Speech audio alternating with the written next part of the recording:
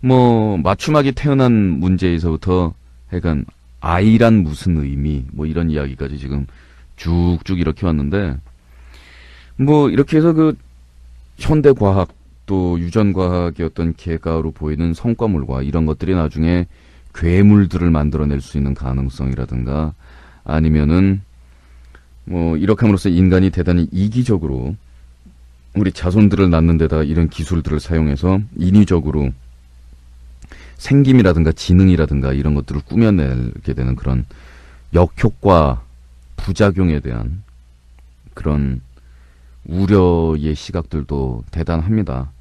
근데 저는 이거는 정말로 흘러가는 대로 두고 볼 수밖에 없다고 생각하거든요.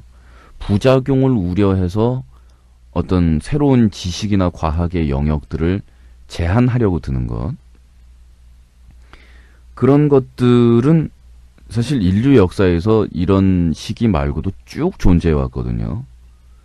가령 서구의 역사에서는 기독교가 매번 신의 섭리라든가 뭐 이런 이유를 들면서 과학 발전을 탄압하거나 새로운 기술의 사용을 금지시키거나 이런 경우도 많았고, 또 역사 속에서 그렇게 새로운 과학 기술이라든가 신지식이 발견이 되었다가 다시 사장되고 강제로 묻도록 그런 식으로 역사가 위정자들에 의해서 진행되고, 역사는 그런 식으로 예전에 한번 발견된 것들이 재발견되고 재발견되고 다시 재발명되고 재발명되는 그런 끊임없는 과정을 통해서 발전해 왔거든요.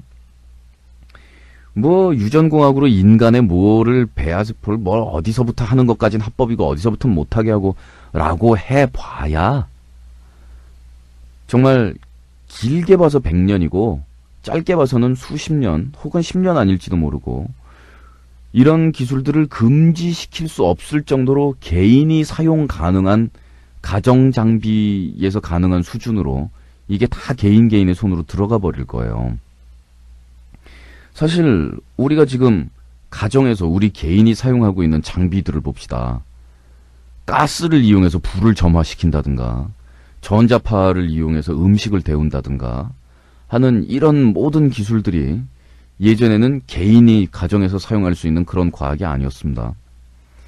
또 심지어는 컴퓨터라는 것은 집채만한 거대한 그런 물체였는데, 이 컴퓨터가 전화기나 TV처럼 가정제품의 하나로서 이렇게 그냥 툭툭툭 눌러서 사용할 수 있는 그런 제품이 될 것이라고 예전에 믿었던 사람은 정말 아무도 없었어요. 그런데 예전 같으면은 그 국가의 운명을 건 군사작전이라든가 뭐 이런 것들을 수행하고도 남았을 예전 기준의 슈퍼컴퓨터의 성능을 가지고 있는 컴퓨터가 이제는 가정 용기의 하나로 자리를 잡고, 우리 아버지도 컴퓨터를 사용합니다.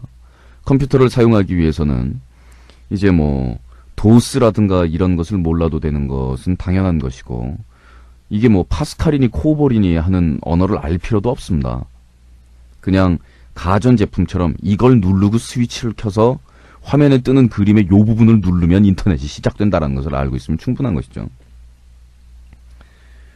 그래서 만일 이런 유전과학의 기술들을 인류가 제대로 통제하지 못해서 그 결과로 인류가 멸종한다면 멸종하는 겁니다. 자신이 스스로 만들어낼 수 있는 어떤 기술에 비해서 그것에 대한 통제력은 그것만큼 강하지 못하여 멸종한다라면, 유전과학 말고 이미 핵기술이 우리를 그런 지경으로 몰고 가서 현재도 그런 위험에서 우리가 완전히 해방되지 못했고, 뭐 유전도 마찬가지. 우리가 다룰 수 있는 이 영역들이 점점 커지고 우리가 다룰 수 있는 힘이 커지면 커질수록 우리 스스로를 파멸시킬 가능성은 대단히 높아지는 것이고, 그걸 뭐 과학으로 제한한다, 뭐 막는다고 해서 뭐 어떻게 되겠습니까?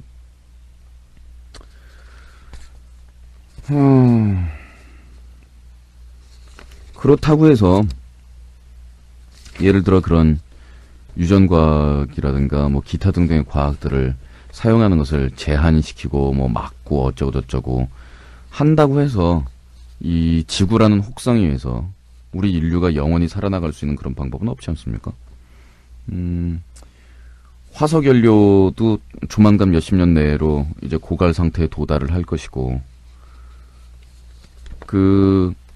우리가 공상과학 영화나 이런 것들을 보면 이 지구상에 존재하고 있는 재화가 다 그 가치를 다하기 이전에 우리가 어떤 행성 간의 비행수를 손에 넣어서 다른 혹성으로 진출해서 거기서 뭐 다른 지구의 새로운 식민지를 건설하고, 혹은 외계 공간에서 새로운 어떤 물질이라든가 지금 지구상에 있는 것과 동일한 자원 같은 것들을 이제 날라와서 지구 문명이 존속되는 그런 이야기들이 이제 대부분이죠, 공상과학에서는. 그런데 이 말하자면 집에 불이 나서 이 집을 홀랑 태우기 전에 집을 탈출할 수 있는 긴 사다리를 만들어서 빨리 저쪽으로 넘어가야 된다는 이야기인데, 그럴 수 있는 가능성은 사실은 현재까지의 진보 상태로 보면은 대단히 희박하답니다. 인류가 그렇게 뭐 대규모의 이민자라든가 시설 같은 것들을 우주 공간으로 쏘아 올려서 뭐 그렇게 해서 다른 행성으로 갈 걸로 보이는 그 기술의 발전이라든가 속도라든가 이런 걸 보면 대단히 아득한데, 그게 만만한 일이 아니기 때문에 별의 별놈의 이야기가 다 나오지 않습니까? 사실은 아폴로가 달에 간 게 아니라는 둥, 화성에 바이킹이 착륙한 것도 구라였다는 둥, 뭐 이런 거.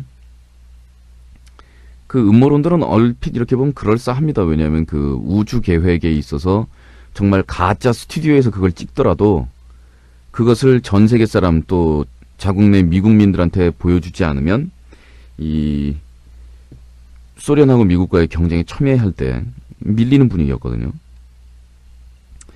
하여간 우리가 비행수를 손에 넣어서 공간으로 날아가면서 인류가 이 우주 공간에 퍼지기 이전에 여기서 석유니 석탄이니 뭐니 다 써먹고 여기서 꼴랑 앉아가지고 죽을, 뭐 완전히 멸종하진 않겠지만 개체수가 많이 줄어들면서, 그거죠, 그거. 스타크래프트인데 미네랄 떨어지는 거. 미네랄 떨어지는데 멀티를 못 치고 있는 거야. 왜냐면 섬맵이거든, 이게. 우리 인류의 미래라는 게 그런 거예요. 섬맵인데, 아니, 아무리 생각을 해봐도 이 인구가 이 미네랄을 소비하고 있는데, 우리가 드롭십을 만들어서, 저쪽으로 띄워가지고, 가재니, 이게 안 될 것 같다는 얘기죠. 그러니까 지금 상태로 본다면은, 이 행성 간 비행술에 있어서 혁신적인 어떤 엔진과 연료 분사 방식과 그다음에 저렴한 건조비와 뭔가의 살벌한 변혁이, 혁명에 가까운 것이 일어나든가, 그렇지 않으면 우주공간 같은 개소리 하지 말고 우리 지구상에서 인류가 살고 있는 이 지표는 사실상 수면보다 훨씬 작지 않습니까? 바닷물 속에 있는 거 끄집어내오는 게 이 우주공간 가서 니켈 망간 캐운다고 삽질하는 것보다는 훨씬 빠르다는 이야기죠. 근데 그것도 I don't know지. 그러니까 어차피 무슨 기술이든 개발해야 돼요. 유전공학이든 뭐든. 안 그러면 우리가 정말로 매트릭스 만들어 놓고서 거기다가 전부 다 등짝에다가 이거 꽂고서 그냥 그렇게 살든가.